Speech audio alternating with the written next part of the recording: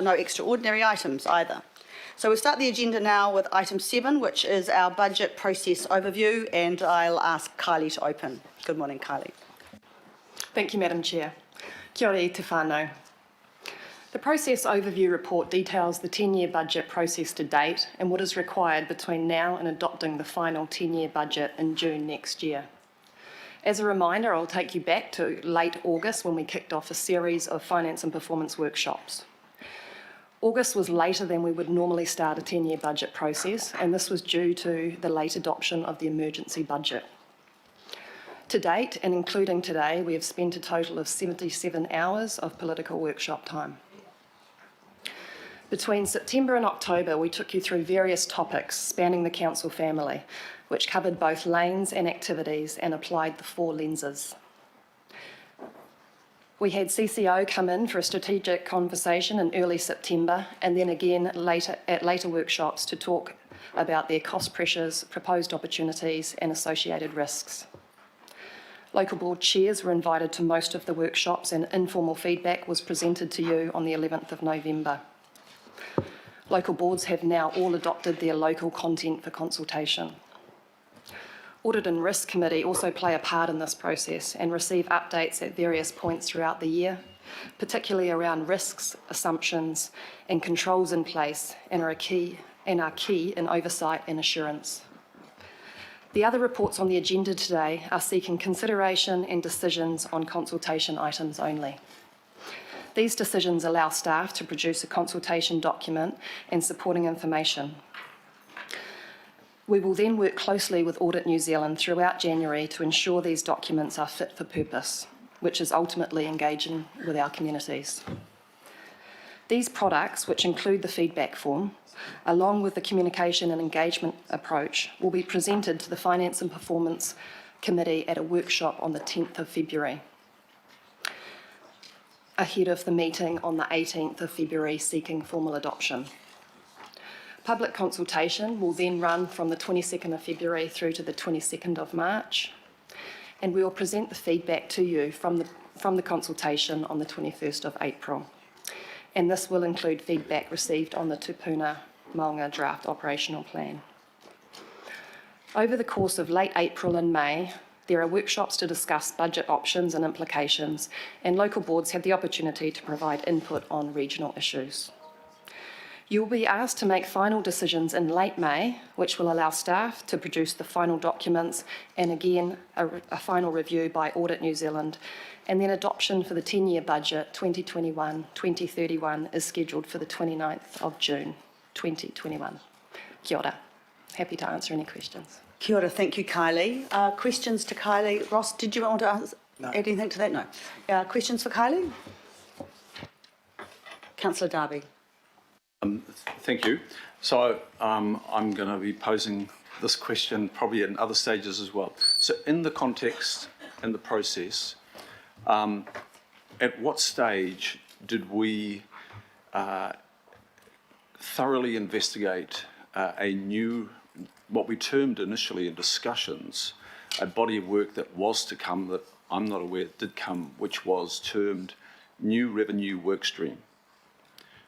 And the second question is, at what stage did we thoroughly interrogate not just dismissal of looking at strategic assets, but at what stage did we have an inquiry into what a strategic asset meant? That was my second question.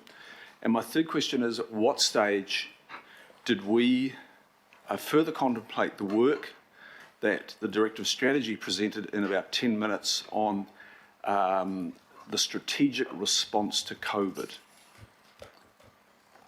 Now, I sort of know the answers to those, but I'm asking you here because this is about, telling Auckland is about the process. And as I've said in the workshops, Chair, I've identified gaps, and I just want to have those answers be transparent now.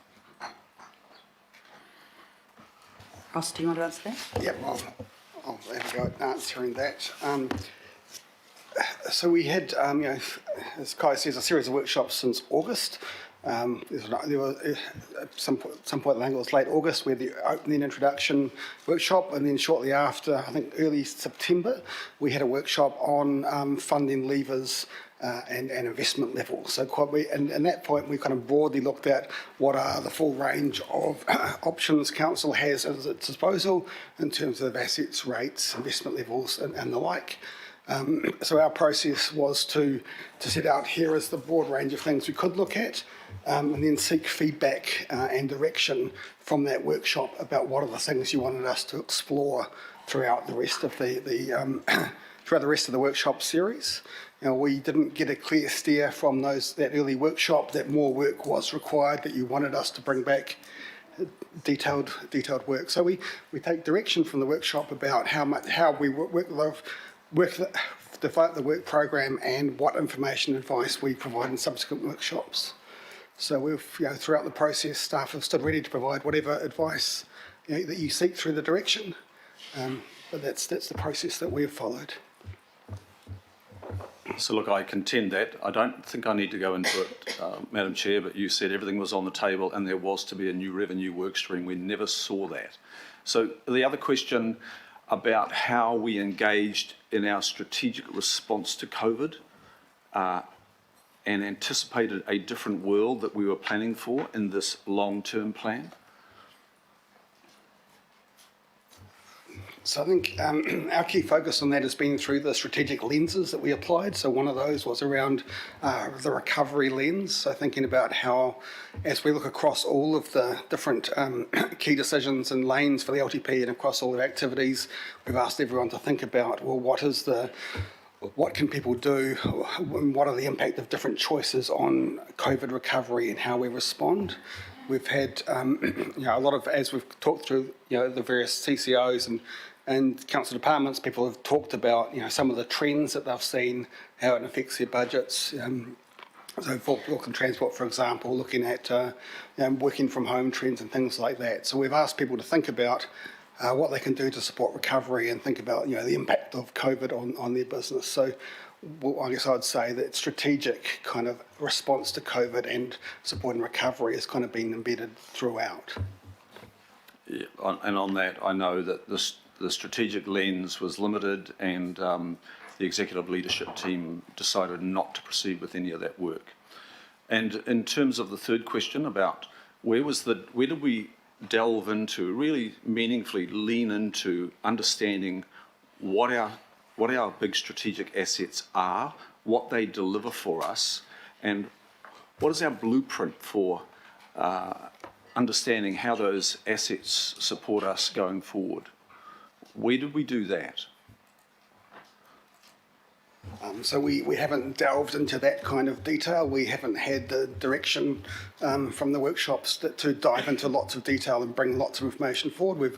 Staff have stood ready to do whatever work you require, but we haven't been asked to do that and haven't done that deep dive as you suggest. Yeah, and look, I contend that there was, I don't know how many voices you need in a workshop to actually advance some work, but I heard a lot more voices than my own asking for those 3 work streams to be addressed. I'm leaving that here now. I'm not one to be in silence on this, Chair. Thank you. Thank you. Any other questions? Councillor Fletcher.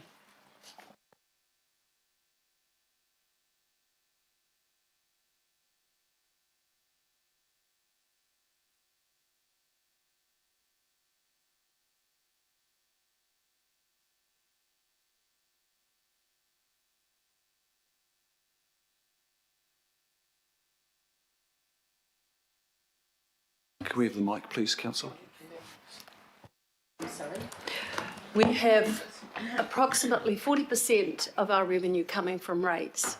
And I understood as a fundamental assumption when we started this work, particularly when we went into the emergency budget last time with COVID, that we would identify strategies around alternative sources of revenue. So are you telling me that other than what I've got here in the Mayor's proposal, there is no work that has been advanced because you didn't take from the workshop any great willingness or appetite for advancing that work. I'm not trying to put you on the spot, but, you know, workshops are not decision-making forum. And I would like to know where I failed as a councillor for not seeing that work emerge.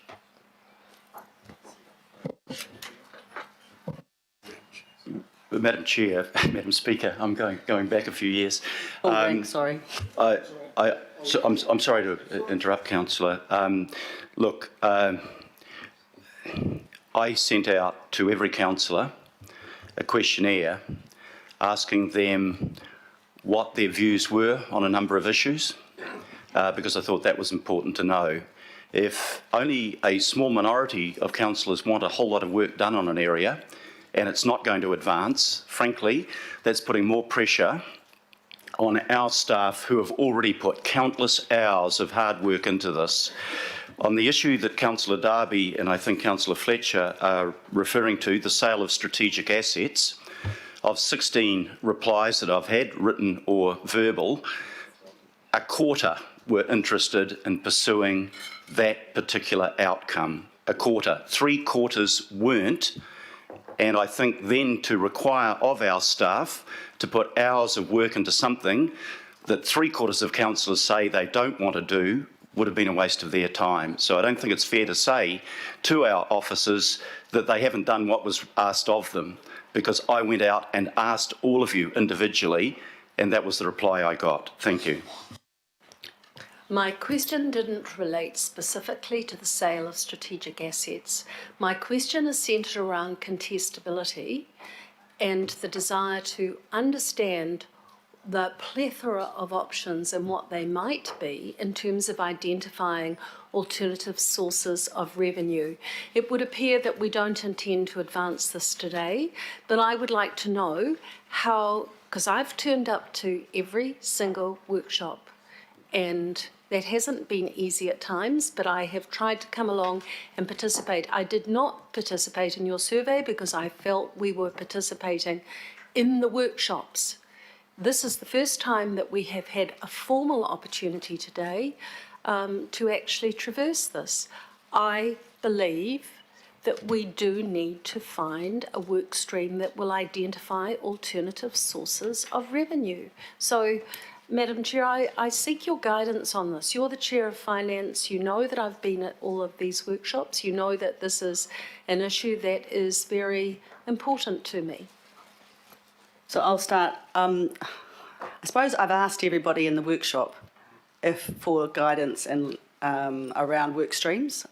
The work streams that were given guidance at the workshop have been pursued. I too, separate to the Mayor, have sent you an email asking for follow-up.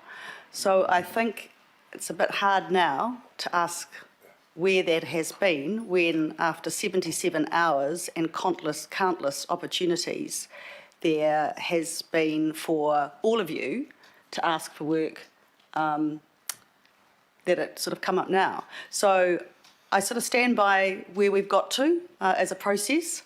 It has been consensus, and the sad thing about a consensus is that not everybody gets that opportunity to do what they wanted to do, because you have to have a majority view to take forward, but that's the way we have worked. Councillor Filipainen. Sorry, if I can just complete it then. So what can I take as we go forward and we encourage people to participate in the process of consultation?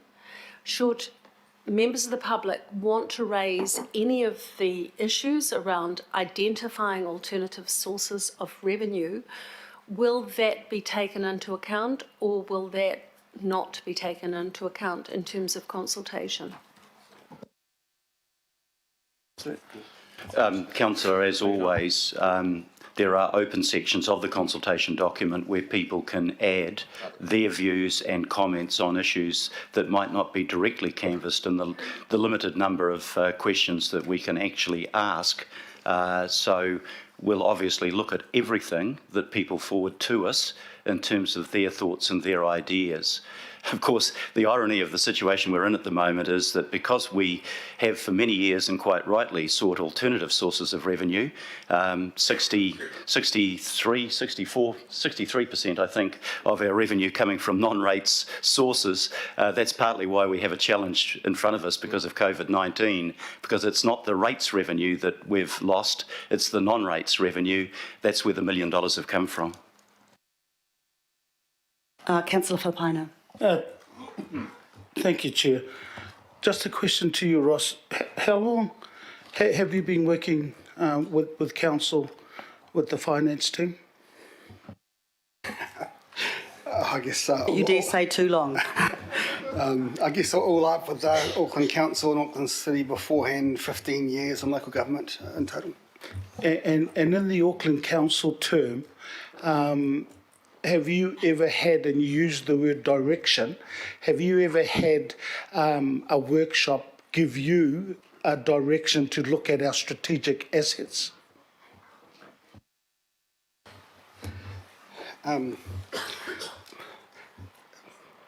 So there's been lots of things happen over the years. I would say 2015 there was a workshop and then in fact a decision to go and look at all of our assets and do a comprehensive study of alternative financing options. It was the Cameron Partners and the EY reports. And so at that point we did have a comprehensive look at all of the options, and that a lot of that information, a little outdated, but is still there. So we have had... we get direction from time to time to look at different things. We follow direction. And like questions I ask, I know the answers to them. So I remember 2015. Also, just one last question through you, Chair. The ultimate decision around any sales of assets, is that with the governing body, which will always go out to our local boards as Auckland Council? Yeah, so decision to make any change to strategic assets sits with the governing body. It is legally required to undertake full public consultation and an LTP amendment before it makes any such decision. Yeah, Chair, look, I mean, I know other people have made comments, so I'll just make mine very briefly. This is why we have not looked at assets sales, because the people that have been around the governing body and Auckland Council table, which includes our local boards, have decided not to look at it. And I do recall the 2015 plan. So, look, we've made that decision. So, look, thank you, and thank you to our staff. Thank you, Councillor. Councillor Dalton. It has changed to a comment now. Is that all right? My thought is that the report that the CEO is bringing to us in the new year is going to help open discussions around this, and that it's a discussion that can't be held now without that information as well informing it. Just in terms of the information from 2015, I think it would be really helpful for new councillors as well as existing councillors to be refreshed on that. We've missed the opportunity, the opportunity is the wrong word, but we're not going out to consult on strategic assets, and I thought that was a very clear direction from the Mayor. But I would like to have the conversation, similar to the 0% rate in the emergency budget. It's just informed decision making for me, not saying I'm going to sell strategic assets, but I need to have the information to make informed decisions, and that forms part of it. So not part of this budget this year or this LTP, but a conversation that must happen to ensure that we have the information that we need, all of it, despite where anybody sits on those particular topics. Thank you, Chair. Thank you, Councillor. And I noticed that later on in the agenda item, we do bring in the policy around strategic assets, so that we can have that debate then. Thank you. Councillor Henderson. Thanks. It was just to support your point, Chair, around your email around alternative revenue, but I think it's been covered. Thanks. Thank you. I mean, that's the point of following up on workshops, just to make sure everyone's 100% clear. Thank you. Councillor Darby, do you want to make a comment? Well, if you're going to move to it, I'll just speak to it very briefly, just to clarify, members. What the Mayor didn't say is the survey was just of 2 weeks ago today. It wasn't like something that we were asked of many months ago. It was raised, and I amended my position of you'll be aware of the port proposal and transferring to government, I amended that position. I said, what we need to do is we need to do a deep dive into understanding our strategic assets, because that was what I asked for, a body of work that actually drew us into understanding, why do we own airport shares? Why do we have this and that? That was the position I took. So we haven't actually dropped into understanding why we have so-called strategic assets. That's the block. And the Mayor's question was in a survey of just 14 days ago, and you cannot do anything at this stage. In the last 14 days, you cannot go and commission a body of work to start looking at that, even if it got 20 yeses. There's no way. Be realistic about this. The critical work going forward, and now it's going to have to be next year, is we are finally, as a council, going to be in that inquiry of what are our strategic assets for, rather than just on the ledger as strategic assets, don't go near them. Currently, we have no understanding of what they do for us. I do. I'm going to talk, Kevin, just quickly, what's the policy that we're bringing back in the new year, the significant engagement policy? Is it? Oh. The significance engagement policy, which actually refers to under which conditions you should consult, and also has a schedule in there attached which actually outlines the strategic assets, those that you're required to identify strategic by legislation, and also those that you've deemed are appropriate to classify in that way yourself. So that's coming in the new year. Thank you. Councillor Walker. Just like to support the comment that Councillor Darby made around strategic assets. I've certainly indicated at any number of times at meetings that we need to have an assessment as to what our strategic assets and what aren't, because the determination on that was made pre-Auckland Council by the Transition Authority, and that is long overdue. It's been indicated in the CCO review, and certainly we have identified assets like marinas that I think we all agree should be strategic assets. So we do have a deficiency there. And as Councillor Darby mentioned, the issue of what strategic assets do or don't do hasn't been adequately considered, because as the CCO review indicated, we don't have a property strategy, nor for that matter do we have an investment strategy, and they are areas of work that the Chief Executive is engaged in doing, and I would hope that those things are addressed sooner rather than later and inform the process. So, Councillor, that's exactly what we'll be doing in the new year, as the Chief Financial Officer have just said. Thank you. Councillor Fletcher. Oh, thank you. And I wonder whether Kevin can confirm, because the key issue for me is to those constituents that I talk to, that when we are looking at rate increases and they say, well, look at the balance sheet of council, surely you can do better to leverage off it. Can Kevin, you give me the assurance, so it's not by smoke and mirrors or anything else, that we will not have to bring via a workshop or by private surveys, or that we will have the assurance in this public meeting today that the report that you're going to bring back in the new year will look at ways that council can better leverage off the council balance sheet. Is that, or am I mistaken in what you've told us? If I can actually go back a few years, back to 2015, when the reports were done then, but constantly council is looking at its balance sheet. What I will point out is the last review didn't get done and then stop. As a result of that last review, Hamari Housing came into existence, accommodation provided a targeted rate, our fleet size has reduced significantly. So we have done something with those previous reports. We will constantly look at those. So whether the report we're coming through will specifically be addressing that policy, which is what are these strategic assets and how should we consult with our public, as a result of that we can have any conversation you'd like to have around the nature of our assets. We won't go away and look at every specific item on the balance sheet and have a big robust conversation about whether we should have them or not. What we're willing to do is to actually show you the categories of assets we have and see if in a workshop environment which of those you would like to explore. Yes. I appreciate that, because I think that sometimes the language that is used about strategic assets, and it becomes very emotional. I would like to feel that it can be presented to us objectively, because ultimately It's a question of prioritisation and trade-offs. So I would really appreciate that body of work, and I'm trusting as a result of the public meeting we've had today that that will occur.